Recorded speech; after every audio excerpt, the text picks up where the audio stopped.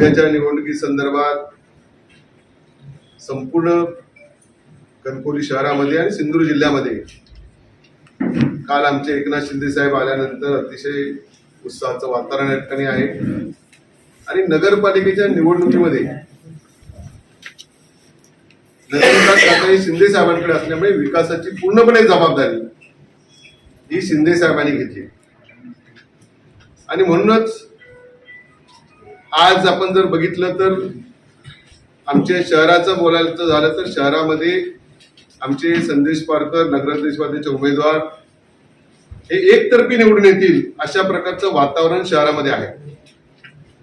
संदेश पारकर आणि त्यांच्या बरोबरची पूर्ण टीम एवढा इतका उत्स्फूर्त प्रतिसाद संपूर्ण शहरामध्ये आहे, प्रत्येक वार्डामध्ये आहे.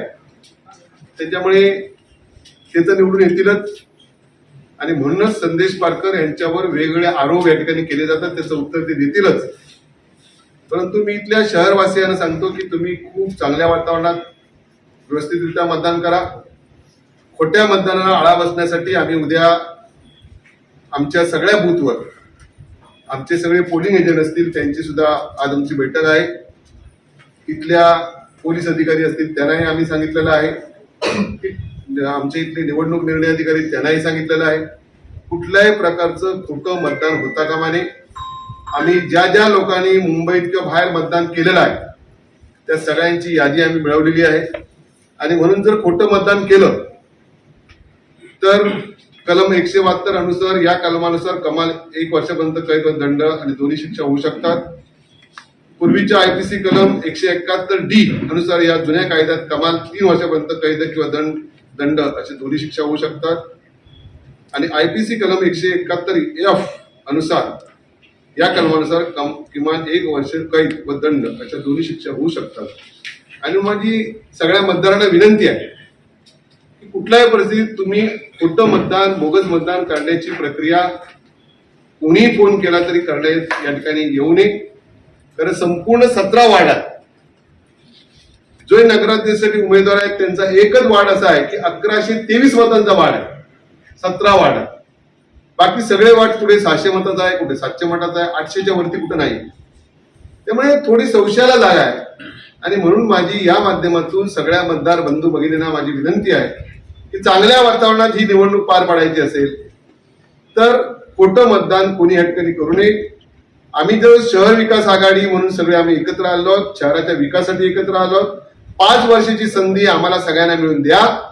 ही जर संधी आपण दिलात तर 5 वर्षात तुमच्या मनात असलेलं कणकवली शहर हे आम्ही बनवून दाखवू आणि ही ग्वाही आम्ही आमच्या जोरावर नाही, त्याची जबाबदारी आदरणीय निलेश राणे यांनी घेतलेली आहे.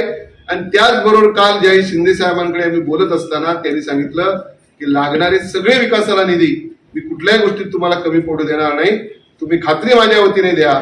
दुसरं एक विधान मी आता पालकमंत्र्यांचं ऐकलं की इकडे का आले नाहीत, तर इकडे आमची आघाडीची निवडणूक आहे, इथे कुठल्या पक्षाची निवडणूक नाही आणि आम्ही त्यांना इकडे कारण शेवटी युती आहे वरती आमचे नेते कुठे अडचणी देता कामा नये आणि म्हणून आम्ही खबरदारी घेतली की आम्ही सगळ्यांनी मिळून आम्ही मालवणला गेलो, त्यांना भेटलो. मालवण झाली, वेंगुर्ला झाली, सावंतवाडी, तिथे शिवसेनेच्या वतीने सगळ्या सीट लढवल्या जातात आणि म्हणून तिकडे गेले.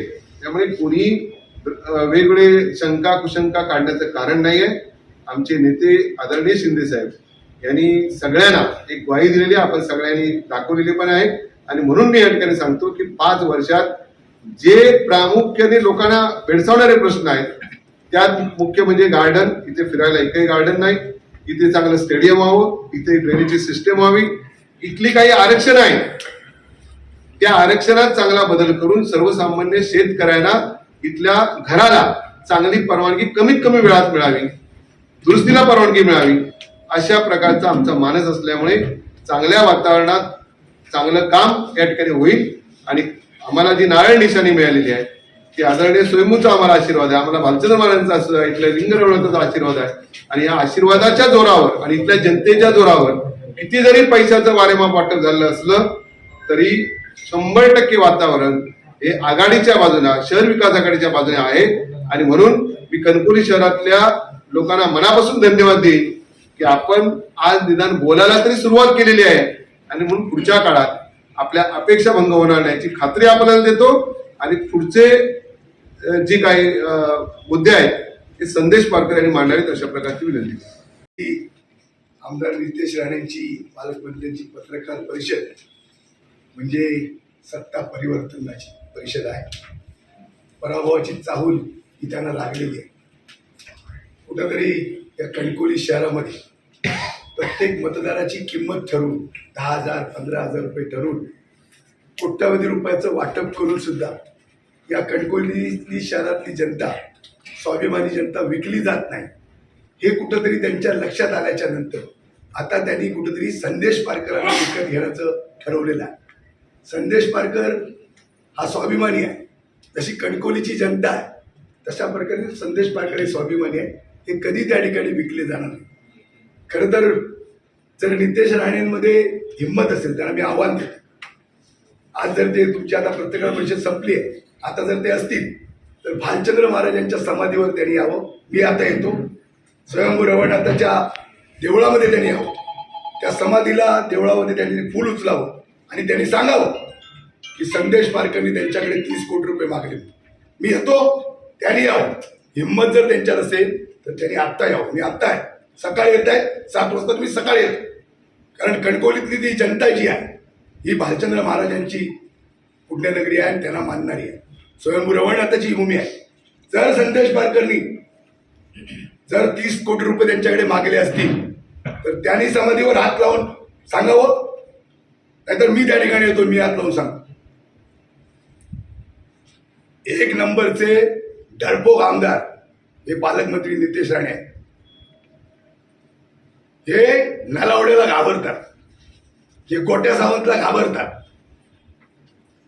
त्यांना माहिती आहे जर त्या ठिकाणी यांना जिल्हा परिषद सदस्यपद दिलं नाही, यांना नगराध्यक्षपद जर दिलं नाही तर हे आपला पक्ष सोडून इतर पक्षामध्ये किंवा शिंदे सेनेमध्ये जातील, याची भीती ही नितेश राणे नाही. आणि म्हणून मी सांगितलं की डरपोक आमदार.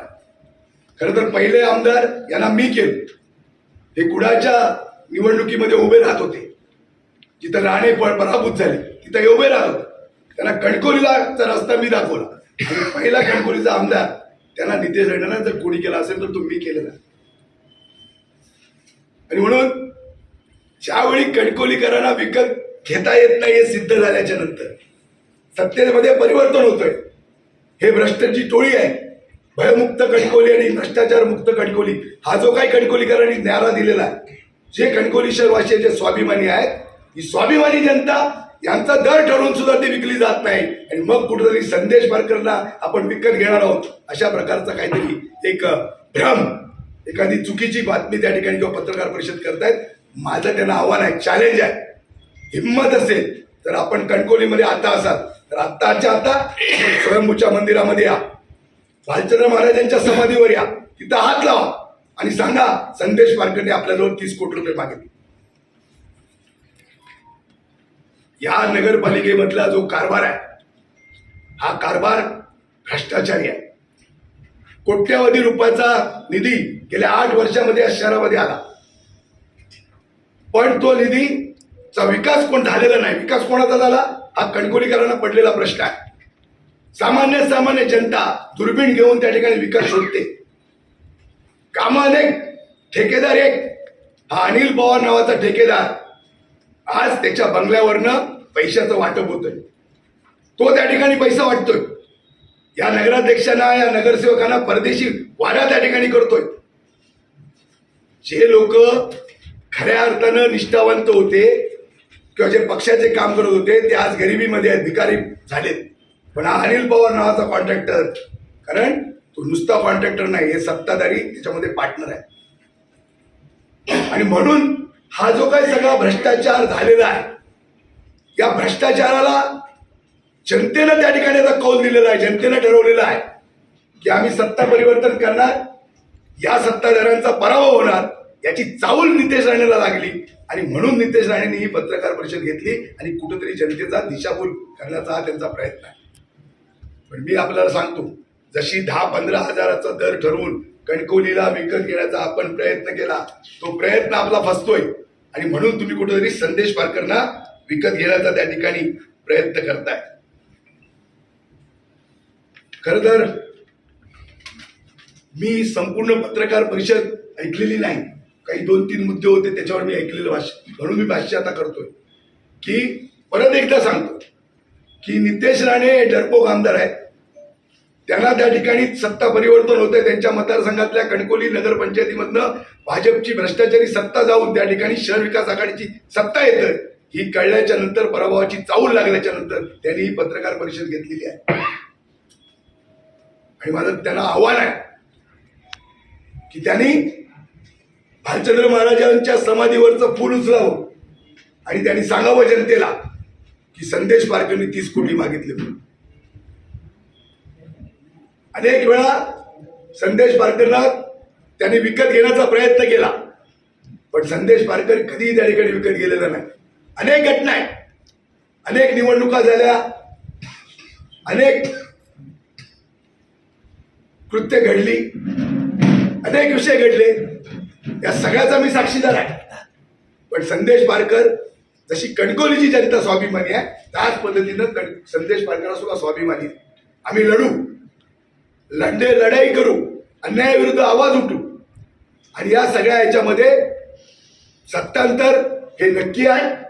उद्याच्या 2 तारीखला कणकवली शहरातील जनता भरभरून मतदान हे कणकवली शहर विकास आघाडीला करेल. 17च्या 17 नगरसेवक हे मोठ्या मताधिक्याने कणकवलीमध्ये निवडून येतील आणि 18 नगराध्यक्ष पदाचा उमेदवार मी स्वतः संदेश पारकर हे कणकवलीच्या प्रेमावर, विश्वासावर आणि जनतेच्या आशीर्वादावर मोठ्या मताधिक्याने मी त्या ठिकाणी निवडून येणार आहे. आणि म्हणून विनम्र असं आवाहन जनतेला आपल्या माध्यमातून करतो की एक संधी, परिवर्तन झाल्यानंतर एक संधी द्या. कणकवलीच्या सर्वांगीण विकासाची जबाबदारी आम्ही घेऊ. केंद्र सरकार असेल, राज्य सरकार असेल, नगरपालिकेच्या असलेल्या टॅक्समधनं असेल, जो काही या शहराचा विकास करायचा आहे हा विकास येत्या 5 वर्षात त्या ठिकाणी केला जाईल. या शहराचा एक विकासाची ब्ल्यूप्रिंट आम्ही करू. जो डेव्हलपमेंट प्लॅन आहे 1999ला डेव्हलपमेंट प्लॅन झाला, आज 25 ते 26 वर्ष झाली. अनेक आरक्षणं आज त्या ठिकाणी विकसित झालेली नाही.